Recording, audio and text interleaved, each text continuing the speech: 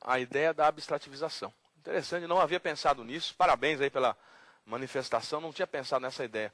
Muito interessante. Então, bom, se eu sou contra a ideia da abstrativização, vamos então ao controle concentrado, que seria o mecanismo para se dar o efeito erga omnes. Nós vimos que o controle é jurisdicional misto, porque difuso e concentrado.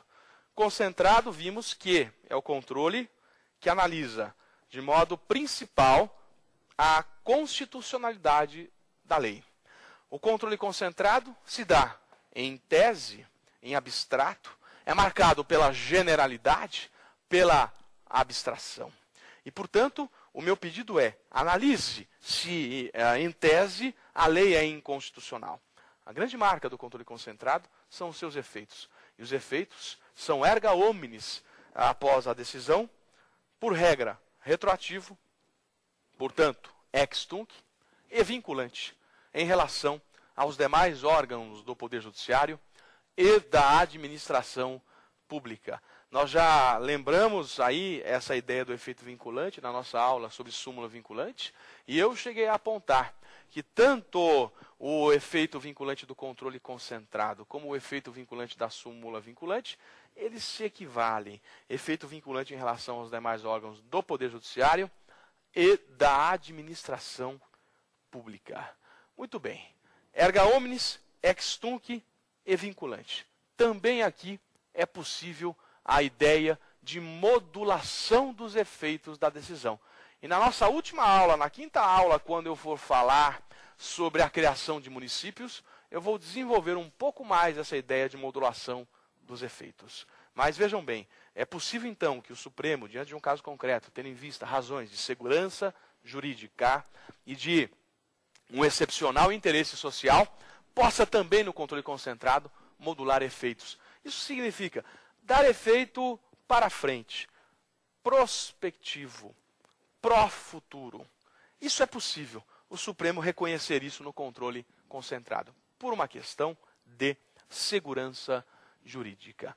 Muito bem, o grande ponto que pode surgir aqui é em relação ao impacto dessas decisões do controle concentrado. Nós temos uma pergunta, e eu queria colocar no ar esta pergunta sobre o impacto das decisões. Vamos lá, vamos ouvir? Vamos lá. Olá, meu nome é Esaú. Posso solicitar uma rediscussão de um processo que já foi terminado pelo STF? O Esaú pergunta se ele pode solicitar uma rediscussão de um processo já resolvido pelo STF. Parece que a pergunta é, já havendo uma decisão que transitou em julgado, e a gente viu o que é coisa julgada no início da aula, aquela ideia da imutabilidade, da qualidade dos efeitos da sentença, se eu poderia rediscutir a ação. Para você rediscutir uma sentença, uma questão que já transitou em julgado, existe uma ação chamada ação rescisória. A ação rescisória tem por objetivo rever e rediscutir uma sentença que já foi julgada e que já transitou em julgado. Lembrem que, se a sentença não transitou em julgado, é que cabe algum recurso ainda. Se ela já transitou em julgado, o único mecanismo de se rever é por meio dessa chamada ação rescisória. E que, segundo a lei processual, ela tem um prazo decadencial para ser ajuizada, de 2 anos contados do trânsito em julgado. 2 anos contados do trânsito em julgado. Prazo decadencial significa que, se você perdeu esse prazo, não se pode mais exercer aquela pretensão. Então, passaram-se 2 anos, diz a doutrina clássica, que o quadrado vira redondo e o branco vira preto. Isso quer dizer, o que o juiz falou é e não se discute mais. Isso é coisa julgada. Muito bem, eu vou imaginar agora uma sentença que já transitou em julgado e que, em um outro momento futuro, o Supremo chegou a analisar a inconstitucionalidade da lei que fundamentava aquela sentença. Explicando melhor, se eventualmente você tem uma sentença e depois o Supremo modifica a sua interpretação sobre aquela lei, você pode entrar com uma ação rescisória para rediscutir aquela questão? Ou melhor dizendo, a sua sentença individual é uma sentença inconstitucional? E aí começou a ser desenvolvida uma tese, segundo a qual seria possível entrarmos com uma ação rescisória com base no artigo 485, inciso 5 do Código de Processo Civil.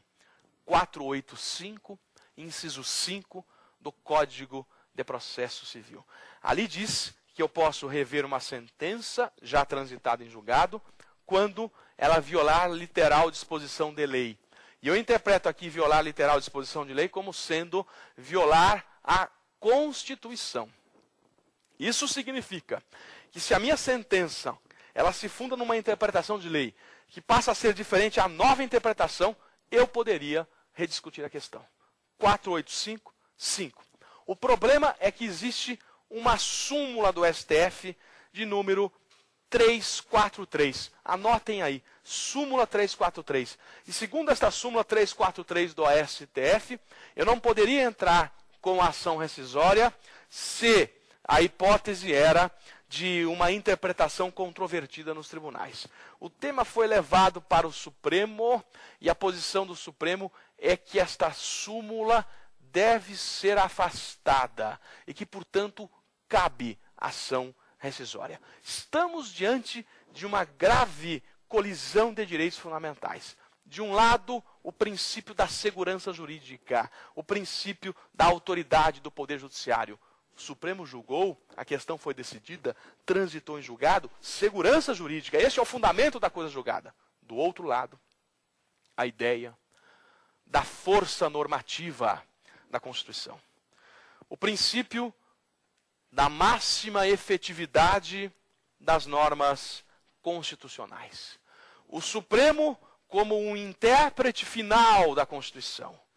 Isto significa que, se o Supremo mudou a sua posição, a sentença lá atrás tem por fundamento uma lei inconstitucional. Isto é o que eu estou chamando de sentença inconstitucional. Vem a pergunta: cabe desconstituição ou relativização desta coisa julgada? É a pergunta do começo da aula. Posso entrar com uma ação rescisória? Aonde fica a segurança jurídica? Ou deve prevalecer a força normativa, se o Supremo é um intérprete final? Eu posso admitir no sistema uma sentença transitada em julgado com base numa interpretação errada, diferente da nova dada pelo Supremo? É aqui que surgiu a colisão e que o Supremo resolveu. Cabe rescisória. Cabe rescisória. O precedente é a reclamação 2600. Reclamação 2600. Vale a leitura dela. Reclamação 2600.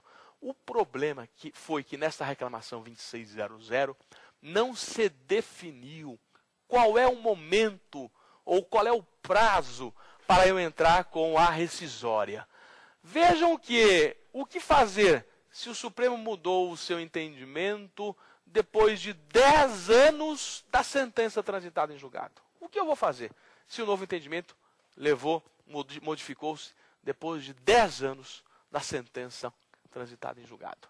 Eu posso realmente reabrir o processo? É aqui que eu entro numa análise mais aprofundada. Existe uma questão que está sendo posta também e vem sendo chamada pela doutrina de embargos rescisórios. Artigo 741, parágrafo único do Código de Processo Civil. Embargos rescisórios. Artigo 475-L, parágrafo 1º do Código de Processo Civil. Eu estou trazendo exemplos de situações nas quais seria possível eu entrar com uma tese de defesa dizendo que aquele título da execução não vale mais porque ele está fundado numa lei que tem uma interpretação nova dada pelo Supremo. O meu título é inexigível. Essa seria a discussão sobre essa questão dos embargos rescisórios. Muito bem. A questão está posta. O Supremo não resolveu esse assunto na ADI 3740 ainda, ajuizada pela OAB, e precisa resolver. Na minha visão, é que caberiam esses embargos rescisórios desde que se respeitasse o prazo decadencial de 2 anos. Se a nova sentença vem depois de 2 anos, a nova interpretação dada pelo Supremo, o sistema vai ter que conviver com sentenças contraditórias. Eu prefiro a segurança jurídica